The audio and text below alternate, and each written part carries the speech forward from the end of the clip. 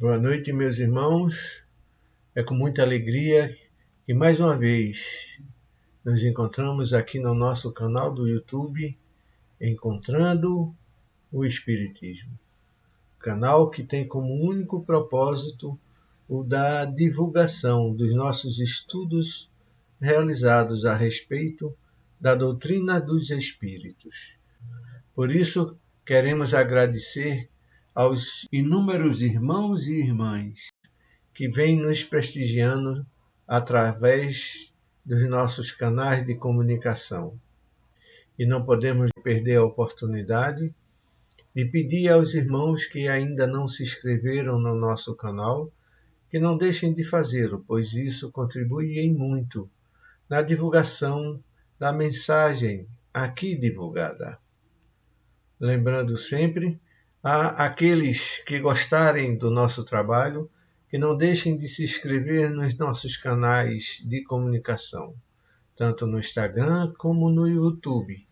E se puderem e se gostarem, não deixem de manifestar a sua opinião, quer seja através de um like ou do seu comentário nos nossos canais. Hoje nós iremos abordar o tema a mediunidade em suas expressões. Antes, porém, gostaríamos de proferir as palavras do Espírito Emmanuel, que nos traz na obra Seara dos Médiuns, uma comunicação cujo tema é Na Mediunidade. Nos diz Emmanuel, não é a mediunidade que te distingue, é aquilo que fazes dela. A ação do instrumento varia conforme a atitude do servidor. A produção revela o operário. A pena mostra a alma de quem escreve. O patrimônio caminha no rumo que o mordomo dirige. O lavrador tem a enxada. Entretanto, se preguiçoso, cede asilo à ferrugem. Se delinquente, empresta-lhe o corte à sugestão do crime.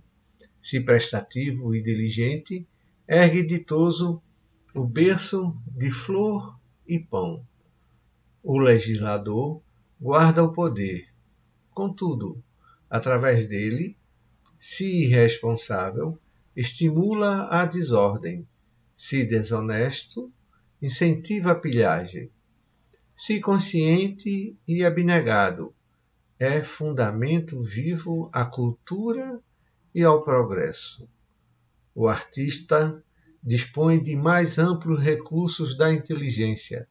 Todavia, com eles, se desequilibrado, favorece a loucura. Se corrompido, estende a viciação. Se enobrecido e generoso, surgirá sempre como esteio a virtude. Urge reconhecer, no entanto, que acerca das qualidades e possibilidades do lavrador, do legislador e do artista, na concessão do mandato que lhes é confiado, apenas a lei divina realmente cabe julgar.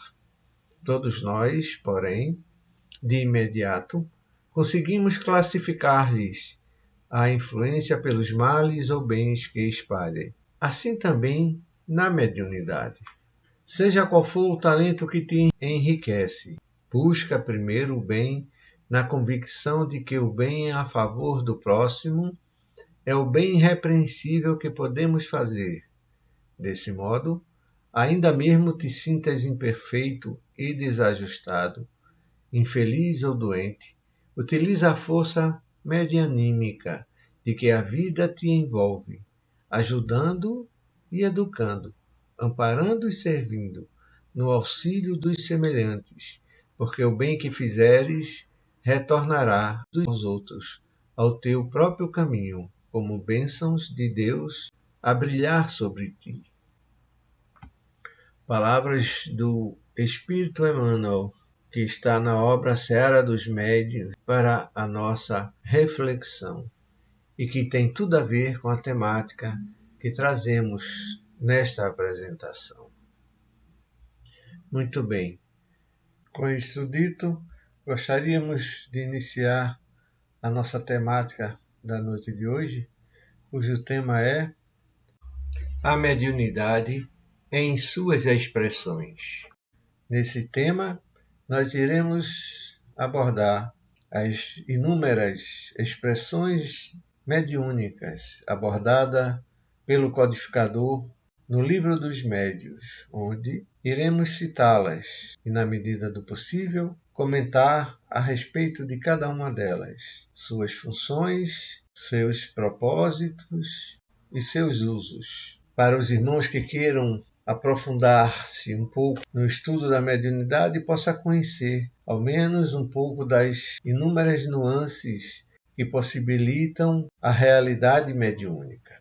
E nada mais apropriado do que nós recorrermos ao Livro dos Médiuns, onde Kardec aborda de uma forma muito objetiva e clara todas as nuances, todas as informações pertinentes ao estudioso, para aquele que necessita aprender e compreender a respeito da mediunidade. E essas expressões, em sua grande parte, pode ser encontrada no Livro dos Médiuns, na segunda parte, onde nos utilizamos das próprias palavras de Kardec, quando diz: resumo dos principais gêneros de mediunidade, a fim de apresentarmos, por assim dizer, o quadro sinótico de todas, a fim de apresentarmos dos principais gêneros de mediunidade.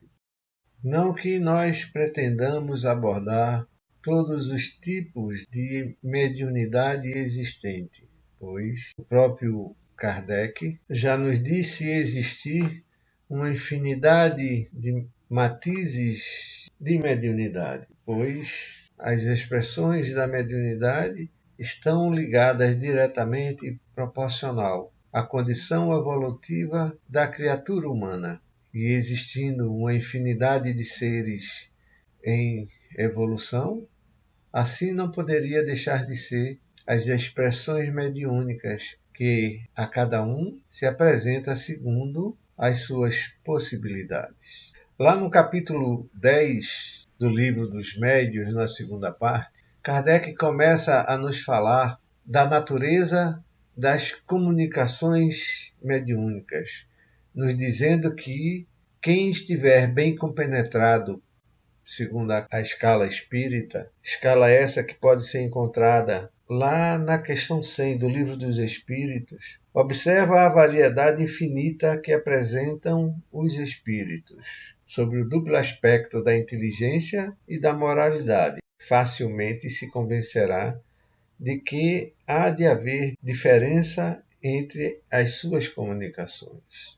Continuando Kardec, ele nos diz que estas hão de refletir a elevação ou a baixeza de suas ideias, o saber e a ignorância deles, seus vícios e suas virtudes, que numa palavra, elas não se hão de assemelhar mais do que as dos homens, desde selvagens até o mais ilustrado europeu. Ou seja, é Kardec dizendo que as comunicações espirituais não serão diferentes das que encontramos no mundo material, que elas são semelhantes e que nos informa Kardec. Em 4 categorias principais se pode agrupar as matizes que apresentam segundo seus caracteres mais acentuados. Elas se dividem em grosseiras, frívoras, sérias e instrutivas. É Kardec, assim, dividindo em 4 tipos fundamentais de comunicação. E continua que as comunicações grosseiras são as concebidas em termos que chocam o decoro, ou seja, aqueles que não sabem medir as suas palavras, nem que agem com compostura nas comunicações de suas ideias. Kardec nos diz que só podem provir de espíritos de baixa estofa, ainda cobertos de todas as impurezas da matéria, e em nada diferem das que provenham de homens viciosos e grosseiros.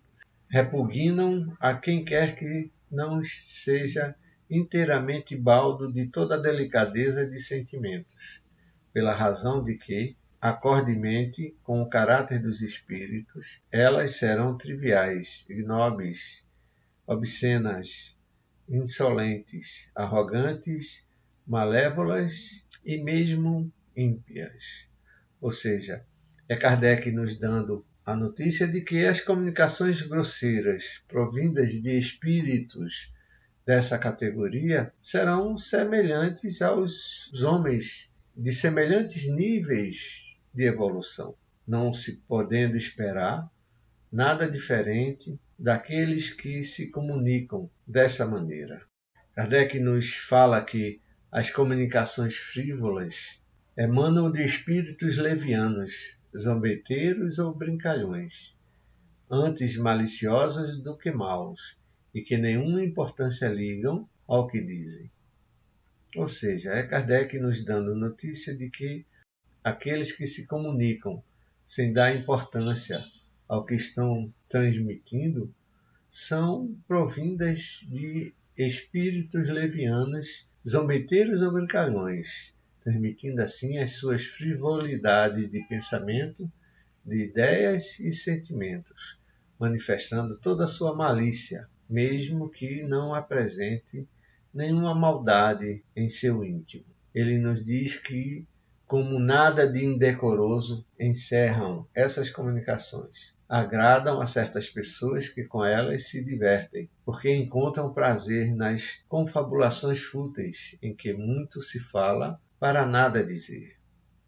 Ou seja, é Kardec enfatizando que as comunicações onde as pessoas buscam um simples passatempo ou uma diversão não terão como comunicantes senão aqueles espíritos que estão a se dedicar às frivolidades, pois se uma comunicação espiritual é buscada com o propósito de um simples passatempo ou de uma brincadeira, não poderão encontrar como principais atores senão aqueles que estão com o mesmo propósito de se divertirem e que muitas das vezes às custas daqueles que os procuram, que muitas das vezes também trazem dissabores para os curiosos.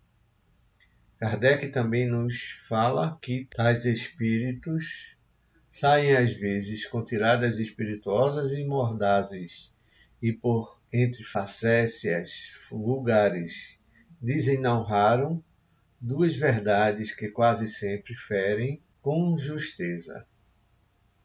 Ou seja, é Kardec nos dizendo que esses irmãos dedicados às frivolidades buscam essencialmente as frivolidades e que, muito comumente, soltam suas pilhérias e gracejos com o propósito de provocar aos seus assistentes. E continua: em torno de nós pululam os espíritos levianos, que de todas as ocasiões aproveitam para se intrometerem nas comunicações. Ou seja, é Kardec nos dando notícia também que em torno de nós, devido aos propósitos voltados para as frivolidades, esses irmãos aguardam sempre uma oportunidade, seja de que sorte for, para poder se aproveitarem e se intrometerem nas comunicações espirituais. E Kardec nos diz que a verdade é o que menos os preocupa. Daí o maligno encanto que acham em mistificar os que têm a fraqueza e mesmo a presunção de neles crer sobre palavra, as pessoas que se comprazem nesse gênero de comunicação naturalmente dão acesso aos espíritos levianos e falaciosos. Ou seja, é Kardec nos alertando uma vez mais que a esses irmãos o que menos os preocupa é a verdade, e estão muito mais interessados em se aproveitar daqueles que buscam esse tipo de comunicação do que propriamente transmitir qualquer mensagem da qual se possa tirar proveito. E conclui: delas se afastam os espíritos sérios, do mesmo modo que na sociedade humana os homens sérios evitam a companhia dos doidivanas. Ou seja, Kardec nos diz mais uma vez que os espíritos sérios se afastam desse tipo de comunicação e de que, de forma semelhante, o homem na sociedade terrestre evitam a companhia dos desmiolados, dos levianos, dos irresponsáveis. Das comunicações sérias, Kardec nos diz que são ponderosas quanto ao assunto e elevadas quanto à forma. Toda comunicação que isenta de frivolidade e de grosseria objetiva um fim útil, ainda que de caráter particular. É, por esse simples fato, uma comunicação séria. Ou seja, Kardec nos diz que, mesmo que seja uma questão pessoal ou particular, as comunicações voltadas para um propósito ou para um fim útil é, por essa natureza, uma comunicação séria. E nos diz que nem todos os espíritos sérios são igualmente esclarecidos. Há muita coisa que eles ignoram e sobre o que podem enganar-se de boa fé. Por isso é que os espíritos verdadeiramente superiores nos recomendam de contínuo que submetamos todas as comunicações ao crivo da razão e da mais rigorosa lógica. Ou seja, é Kardec nos dizendo que, mesmo sendo sério o espírito, esse necessariamente pode não ter a evolução ou a elevação de um espírito superior. Embora sério, como muitos homens na humanidade terrena, podem cometer enganos. Por isso que é preciso ter muita atenção, necessariamente levar ao crivo da razão e da mais rigorosa lógica as comunicações espirituais. Buscar a sua origem, buscar entender a sua natureza e os seus fundamentos.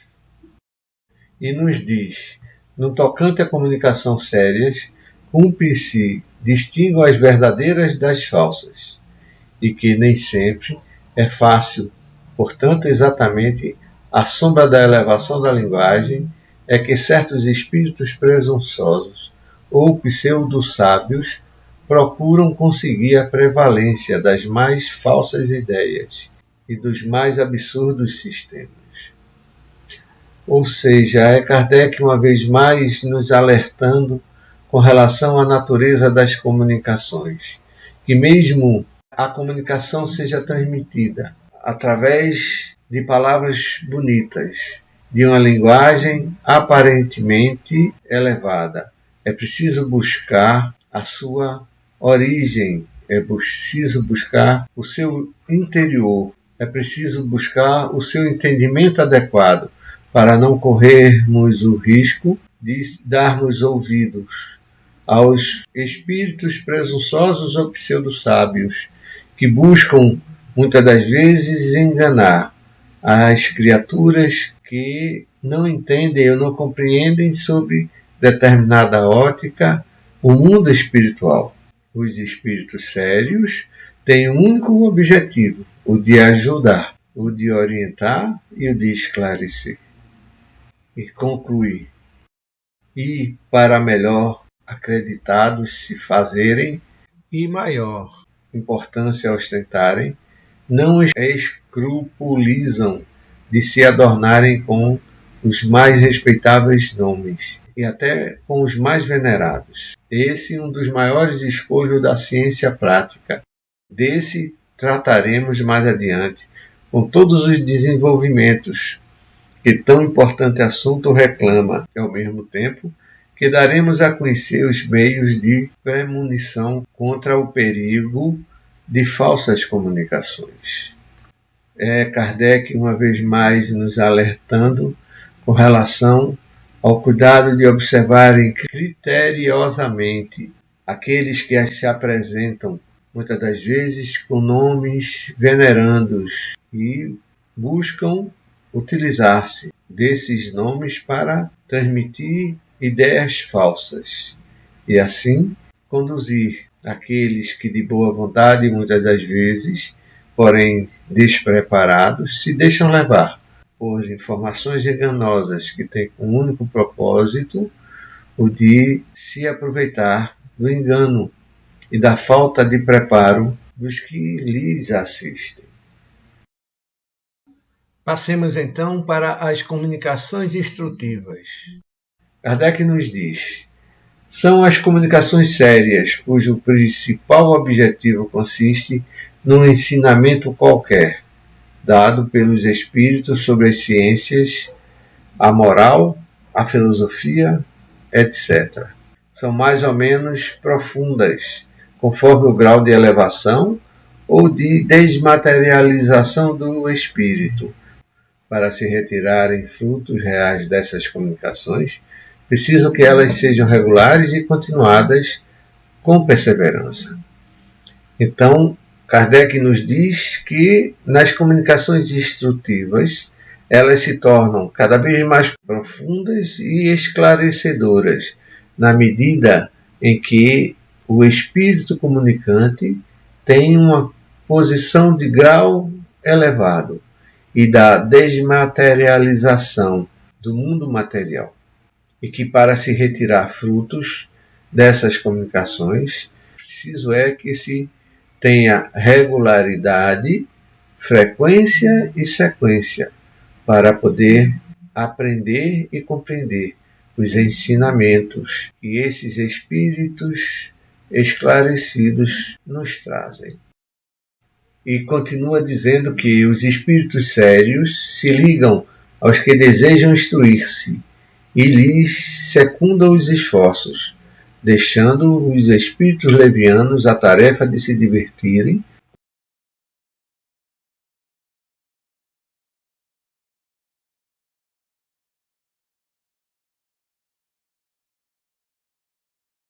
os que em tais comunicações são bem passageira distração. Ou seja, Kardec nos diz mais uma vez que os espíritos sérios se ligam aos que realmente são sérios, aqueles que buscam o esclarecimento de forma sincera e que a esses eles se ligam buscando ajudá-los com o propósito de instruir aqueles que necessitam e que querem de fato aprender, e que deixam aqueles que querem se divertir com as frivolidades a cabo dos espíritos frívolos e levianos, para que esses possam então poder atender às expectativas infrutíferas daqueles que buscam tais comunicações. E nos diz que unicamente pela regularidade e frequência daquelas comunicações se pode apreciar o valor moral e intelectual dos espíritos que as dão e a confiança que eles merecem. Se para julgar os homens se necessita de experiência, muito mais ainda é esta necessária para se julgarem os espíritos. Ou seja, é Kardec nos deixando uma orientação de forma muito clara que para podermos avaliar, podermos compreender verdadeiramente a essas comunicações, precisamos ter frequência e sequência nos estudos e nas observações feitas com relação às comunicações trazidas, para que possamos formar um juízo de valor a respeito das informações que nos são trazidas a título de instrução e de orientação.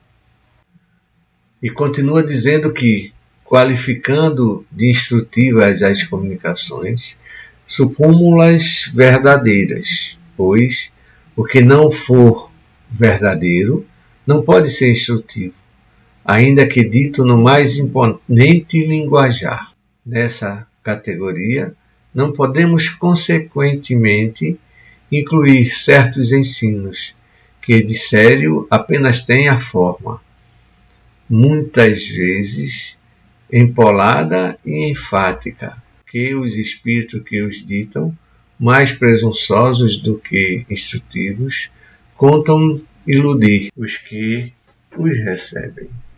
Kardec, então, nesse momento, nos dá uma orientação muito objetiva com relação à atitude que precisamos desenvolver, com relação à compreensão e à observação das comunicações espirituais, pois ele nos ensina que é no acompanhamento frequente e sequente das comunicações e das ideias trazidas através das comunicações espirituais é que poderemos verdadeiramente aprender as instruções que nos são trazidas a nível de orientação e assim avaliarmos o grau de instrução que nos são trazidos a título de informação e de condução desses ensinamentos, pois os espíritos que se dedicam a enganar não conseguirão enganar durante muito tempo, pois, com o seu palavreado presunçoso, apenas repetirão palavras bonitas e ostentosas para enganar aqueles cuja vaidade e o despreparo os move na recepção e na apreciação de tais comunicações. E continua, mas, não podendo suprir a substância que lhes falta, são incapazes de sustentar por muito tempo o papel que procuram desempenhar. A breve trecho traem-se, pondo a nu a sua fraqueza, desde que alguma sequência tenha os seus ditados, ou que eles sejam levados aos últimos redutos. Ou seja, é Kardec nos alertando que, mesmo que a comunicação tenha uma postura de voz, palavras eloquentes, é preciso que se analise ao crivo da razão e o crivo da fundamentação que as argumentações e as pretensas orientações nos são transmitidas. Pois, como bem diz o codificador, essas entidades se trairão na medida que forem observados criteriosamente, pois não conseguirão manter em fundamento sério as ideias que queiram fundamentar sem razão.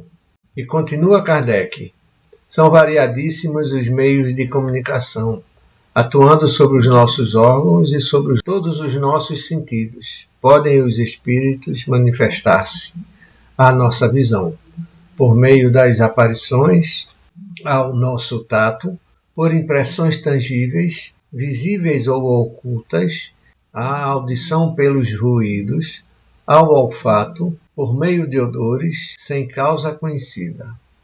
Ou seja, Kardec nos informa que diversas maneiras podem os espíritos se comunicarem conosco, quer seja pela visão, quer seja pela audição, quer seja pelo olfato, quer seja pelo sentido. Eles se utilizarão sempre das mais diversas condições que, eventualmente, nós possamos, de alguma sorte, perceber ou sermos influenciados. E conclui dizendo, esse último modo de manifestação, se bem muito real, é incontestavelmente o mais incerto pelas múltiplas causas que podem induzir ao erro. Daí o nós não demorarmos em tratar dele. O que devemos examinar com cuidado são os diversos meios de se obterem comunicações, isto é, uma permuta regular e continuada de pensamentos. Esses meios são as pancadas, a palavra e a escrita. Estudá-los-emos em capítulos especiais. Muito bem. Passemos agora a comentar da sematologia e da tipologia do capítulo 11 da segunda parte do Livro dos Médiuns, onde Kardec nos diz que sematologia, de origem do grego da palavra sema, que significa sinal, logos e discurso, é a linguagem dos sinais, comunicação dos espíritos pelo movimento dos corpos inertes.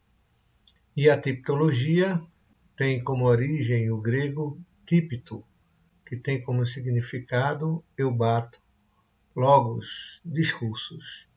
É a linguagem por pancadas ou batimentos, modo de comunicação dos espíritos, como a tipologia alfabética. E começa Kardec nos lembrando que as primeiras comunicações inteligentes foram obtidas por meios de pancada ou da tipologia. Muito limitadas eram os recursos que oferecia por esse meio primitivo, tudo se reduzindo nas comunicações a respostas monossilábicas, por sim ou não, mediante convencionado número de pancadas. Mais tarde, foi aperfeiçoado. Não tardou que a tipologia se aperfeiçoasse e enriquecesse com um meio de comunicação mais completo, o da tipologia alfabética, que consiste em serem as letras do alfabeto indicados por pancadas. Ou seja, bem no início, obtinham-se respostas apenas afirmativas ou negativas, segundo determinado número de pancadas. Mais adiante, convencionou-se um determinado número de pancadas para cada letra do alfabeto, e assim eram formadas as palavras. E continua Kardec nos dizendo que, com o fim de melhor garantir a independência do pensamento do médium, imaginaram-se diversos instrumentos em forma de quadrantes, sob os quais se trançam as letras, a maneira dos quadrantes do telégrafo elétrico. Também uma agulha móvel que a influência do médium põe em movimento mediante um fio condutor e uma polia indicava as letras. Esses instrumentos só os conhecemos pelos desenhos e descrições que têm sido publicados na América. Então, como veem, as primeiras comunicações que deram origem ao trabalho de codificação de Allan Kardec foram inicialmente obtidas de maneiras bastante rudimentares, por assim dizer, quer seja bem no início por pancadas e em seguida por instrumentos que possibilitavam, de alguma sorte, a formação das palavras, quer seja de letras, quer seja da escrita ou do desenho, de uma forma que fosse ligada diretamente à influência do médium. E Kardec nos continua dizendo, lá no item 145 da segunda parte do capítulo 11 do Livro dos Médiuns, esclarece um erro muito comum ao nos transmitir, dizendo: resta-nos destruir um erro asaz espalhado, o de confundirem-se com os espíritos batedores todos os espíritos que se comunicam por meio de pancadas. A tipologia constitui um meio de comunicação como qualquer outro, e que não é mais do que o da escrita ou da palavra, indigno dos espíritos elevados. Todos os espíritos, bons e maus, podem servir-se dele, como dos diversos outros existentes. O que caracteriza os espíritos superiores é a elevação das ideias, e não o instrumento que se utilizem para exprimi-las. Sem dúvida, eles preferem os meios mais cômodos e, sobretudo, mais rápidos, mas, em falta de lápis e papel, não escrupulizarão de valer-se da vulgar mesa falante, e a prova é que, por esse meio, se obtêm os mais sublimes ditados. Se dele não nos servimos, não é porque o consideremos desprezível, porém, unicamente porque, como fenômeno, já nos ensinou tudo o que poderíamos vir a saber, nada mais lhe sendo possível acrescentar às nossas convicções, e porque a extensão das comunicações que recebemos exige uma rapidez com a qual é incompatível a tipologia. Ou seja, Kardec corrige um erro que até os dias de hoje nós ainda temos a oportunidade de observar. É que alguns de nós ainda imaginam que os espíritos que trouxeram a codificação eram também espíritos batedores, porém, esses serviam apenas de instrumentos aos espíritos orientadores, aos espíritos que vieram como missionários trazer a codificação espírita para a humanidade. Os irmãos espíritos batedores serviam, como bem disse Kardec, qualquer uma das condições possíveis de trazer a comunicação, seja a escrita, seja a palavra. As batidas foram utilizadas apenas como um meio, por não se dispor de outro meio para se comunicar conosco. Ou seja, na verdade, esse meio de comunicação só foi assim utilizado devido à nossa involução, à nossa falta de condição de perceber, de ouvir e de entender as orientações, as comunicações dos espíritos elevados, dos espíritos orientadores que trouxeram a comunicação da doutrina espírita. E continua Kardec: podem pertencer a todas as classes da terceira ordem, manifestam frequentemente sua presença por efeitos sensíveis e físicos, tais como golpes, movimento e deslocamento anormal de corpos sólidos, agitação do ar, etc. Por parecer mais apegados a matérias, são os principais agentes das vicissitudes dos elementos do globo, quer atuem sobre o ar, a água, o fogo, os corpos sólidos, quer nas entranhas da terra. Reconhece-se que esses fenômenos não são ocasionados por uma causa fortuita e física, quando têm um caráter intencional e inteligente. Todos os espíritos podem produzir esses fenômenos, mas os elevados os deixam, em geral, aos espíritos subalternos, mais aptos às coisas materiais que às intelectuais. Então, meus irmãos, Kardec nos esclarece nesse ponto que os espíritos batedores podem pertencer a todas as classes da terceira ordem e que os espíritos superiores também podem produzir tais fenômenos, apenas como se tratando de uma condição mais apropriada para os espíritos menos evoluídos, ou seja, aqueles que estão mais ligados à materialidade. Os espíritos superiores utilizam-se desses irmãos para mais prontamente realizarem os fenômenos da tipologia. Como comparação, podemos nos referir aqui na Terra também, no plano encarnado, os irmãos profissionais, por exemplo, os irmãos mais preparados, utilizam-se de irmãos que têm a mão de obra mais rude para construir diversas situações em relação à vida material. Assim é, guardando-se a devida proporção, no mundo espiritual. O mais elevado utiliza-se dos irmãos menos elevados, até como uma forma de aprendizado para esses irmãos que estão sendo utilizados em tais tarefas. Muito bem. Tendo isso dito, passemos a conversar sobre o quadro sinóptico ou sinótico, citado por Kardec no Livro dos Médiuns, que nada mais é do que um resumo esquematizado de uma ideia, de um texto, documento e até mesmo da aula de um professor. Nós aqui nos utilizamos do formato de um organograma para podermos melhor organizar o quadro sinótico citado por Kardec.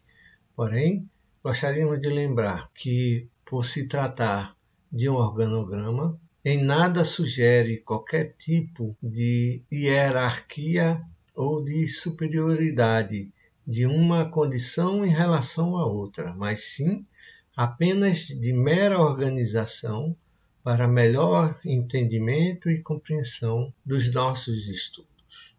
Muito bem. Lembramos que mediunidade é a prática de alegadamente mediar a comunicação entre os espíritos desencarnados e os encarnados, e que Kardec informa que existe uma variedade infinita de matizes que constituem os chamados médiuns especiais, dotados de aptidões particulares, ainda não definidas, abstração feita das qualidades e conhecimento do espírito que se manifesta. E que, basicamente, a mediunidade é dividida em as de efeito físicos e as de efeito inteligente. Os de efeitos físicos seriam os que têm o poder de provocar efeitos materiais ou manifestações ostensivas. Os médiuns de efeitos físicos, segundo Kardec, são os que têm o poder de provocar efeitos materiais ou manifestações ostensivas, quais sejam os fenômenos das mesas girantes, de materialização, da escrita direta, da transfiguração, da cura, entre outros. E os médiuns de efeitos inteligentes, segundo Kardec, são os que são mais aptos a receber e a transmitir comunicações inteligentes, como a psicofonia, a psicografia, a oratória inspirada, entre outros. Nos diz Kardec, lá na segunda parte do capítulo 16, no item 187. Se analisarmos os diferentes fenômenos produzidos sob a influência mediúnica, veremos que em todos há um efeito físico, e que aos efeitos físicos se alia quase sempre um efeito inteligente. Difícil é, muitas vezes, determinar o limite entre os dois, mas isso nenhuma consequência apresenta. Há um efeito físico, e que aos efeitos físicos se alia quase sempre um efeito inteligente. Ou seja, é Kardec nos dizendo que os fenômenos mediúnicos de efeitos físicos e inteligentes estão interligados entre si, pois há um efeito físico em todo fenômeno inteligente, pois este necessita da matéria para se expressar. E podemos dizer que há um efeito inteligente em todo fenômeno físico, pois esse necessita do intelecto para se manifestar. Kardec divide em dois grandes grupos os tipos de mediunidade, quais sejam os médiuns naturais e os facultativos. Os naturais ou inconscientes são os que produzem espontaneamente os fenômenos sem intervenção da própria vontade e, as mais das vezes, a sua revelia. Ou seja, seriam os médiuns que não têm controle ou não têm influência sobre a sua condição mediúnica. Podemos dizer que todos os médiuns que no início se identificam com suas condições mediúnicas ou com a sua mediunidade, se identifica na condição de um médium inconsciente, pois não conhecendo nem entendendo os fenômenos que lhe acontecem, não tem controle sobre suas faculdades mediúnicas. São, segundo essa classificação de Kardec, médiuns inconscientes, pois não conseguem dominar, controlar ou conduzir as suas possibilidades mediúnicas, até que consigam realizar o seu desenvolvimento mediúnico através do estudo, da prática da caridade, da prática das possibilidades mediúnicas em detrimento do bem, e assim conseguirem participarem de forma efetiva e de forma consciente daquilo que atuam e fazem como médium.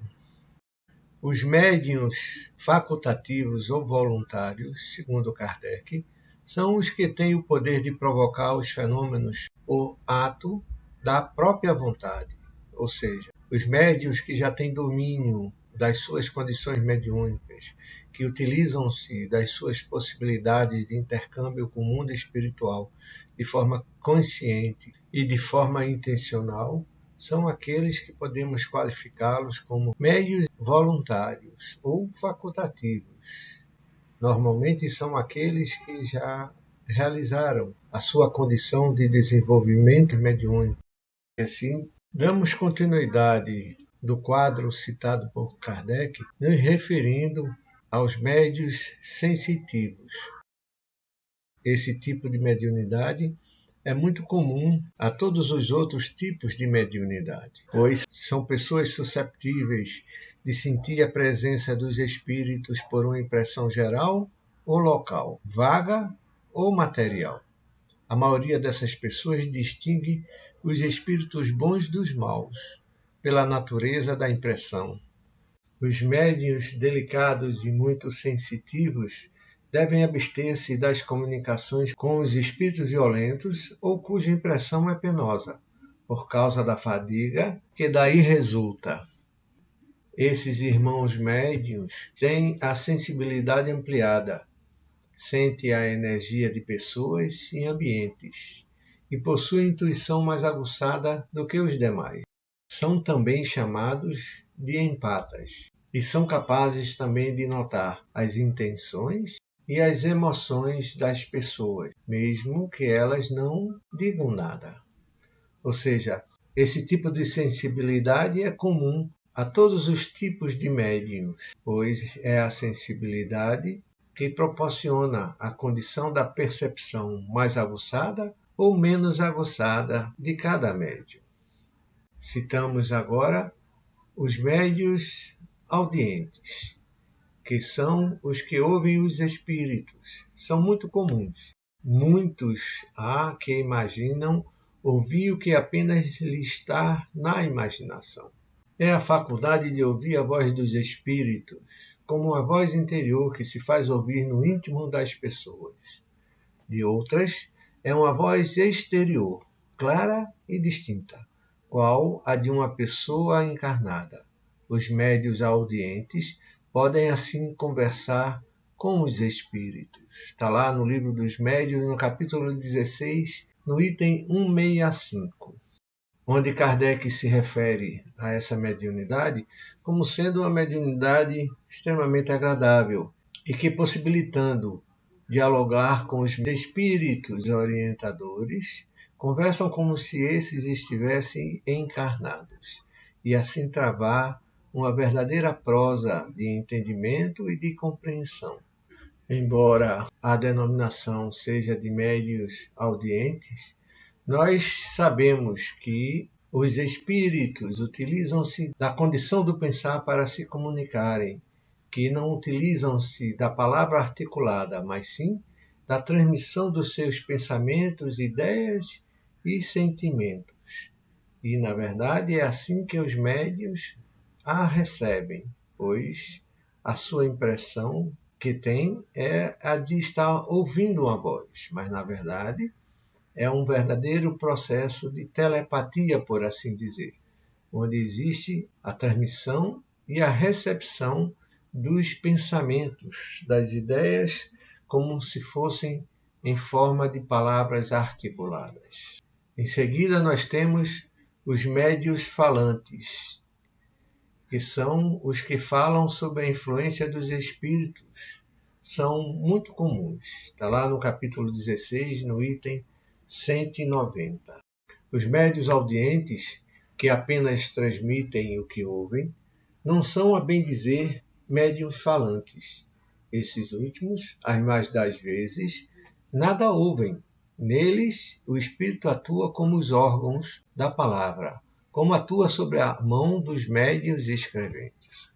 Ou seja, nesse ponto, Kardec diferencia bem a condição do médium falante para a do médium audiente, que muitas das vezes apenas repete aquilo que escutou dos espíritos. Na mediunidade em que os espíritos utilizam-se do corpo mediúnico para se expressar através da fala, na verdade eles direcionam e articulam como se fossem eles próprios, utilizando-se do aparelho vocal do médium e assim conduzindo aquilo que os médiuns dizem e o que podem dizer, manifestando assim os seus pensamentos e ideias através da palavra articulada produzida pelo médium. Querendo comunicar-se, o espírito se serve do órgão que se lhe depara mais flexível no médium. A um toma da mão, a outro da palavra, a um terceiro do ouvido. O médium falante geralmente se exprime sem ter consciência do que diz, e muitas vezes diz coisas completamente estranhas às suas ideias habituais, aos seus conhecimentos e até fora do alcance de sua inteligência. Ou seja, na grande maioria das vezes, o médium falante não tem consciência daquilo que está dizendo, devido à comunicação, principalmente quando são transmitidas por espíritos evoluídos, que dominam, por assim dizer, o aparelho mediúnico, tornando o médium momentaneamente inconsciente daquilo que diz, sendo utilizado como verdadeiro instrumento fonador. O espírito utiliza-se do mecanismo mecânico que o médium disponibiliza, embora saibamos que existe aí uma condição inteligente que conduz o aparelho mecânico mediúnico. Embora se ache perfeitamente acordado e em estado normal, raramente guarda a lembrança do que diz. Em suma, nele, a palavra é um instrumento de que se serve o espírito, com o qual uma terceira pessoa pode comunicar-se, como pode com o auxílio de um médium audiente. Nem sempre, porém, é tão completa a passividade do médium falante. Alguns há que têm a intuição do que dizem, no momento mesmo em que pronunciam as palavras. Voltaremos a ocupar-nos com essa espécie de médiuns quando tratarmos dos médiuns intuitivos. E após aos médiuns falantes, nos referimos à mediunidade de videntes. Os médiuns videntes são dotados da faculdade de ver os espíritos. Alguns gozam dessa faculdade em estado normal, quando perfeitamente acordados, e conservam lembrança precisa do que viram. Outros só a possuem em estado sonambúlico, ou próximo do sonambulismo. Raro é que esta faculdade se mostre permanente. Quase sempre é efeito de uma crise passageira. Na categoria dos médiuns videntes se podem incluir todas as pessoas dotadas de dupla vista. Está lá no Livro dos Médiuns, no capítulo 14, no item 167 da segunda parte. E assim, Kardec se refere a esse tipo de médium. A possibilidade de ver em sonho os espíritos resulta sem contestação de uma espécie de mediunidade, mas não constitui, propriamente falando, o que se chama médium vidente. O médium vidente julga ver com os olhos, como os que são dotados de dupla vista, mas, na realidade, é a alma quem vê, e, por isso, é que eles tanto veem com os olhos fechados como com os olhos abertos, donde se conclui que um cego pode ver os espíritos do mesmo modo que qualquer outro que tem perfeita vista. A faculdade de ver os espíritos pode, sem dúvida, desenvolver-se, mas é uma das que convém esperar o desenvolvimento natural, sem o provocar, não se querendo ser joguete da própria imaginação. Quando o germe de uma faculdade existe, ela se manifesta de si mesma. Em princípio, devemos contentar-nos com o que Deus nos outorgou, sem procurarmos o impossível. Por isso que, pretendendo ter muito, corremos o risco de perder o que possuímos. Ou seja, é Kardec nos dizendo que a condição de ver espíritos não significa propriamente dizer-se se tratar de mediunidade. Entretanto, a condição de ver espíritos é, sem dúvida, uma condição mediúnica que possibilita aquele que a tem praticar e exercitar a sua mediunidade através da visão. Entretanto, é preciso compreender-se que não é através da visão física propriamente dita que se vê os espíritos, mas sim, como bem diz Kardec, com os olhos da alma, pois, na verdade, a visão nada mais é do que uma condição de percepção existencial daquilo que nos rodeia. E ao percebermos o mundo espiritual, estamos apenas exercitando essa condição de percepção que vai além da condição física. Ele nos diz que a possibilidade de desenvolver a visão espiritual pode ser adquirida através da prática, mas aconselha aqueles que assim o desejam que tenham o cuidado de aguardar o seu desenvolvimento natural, pois pode-se correr o risco de sofrer-se consequências da sua própria imaginação.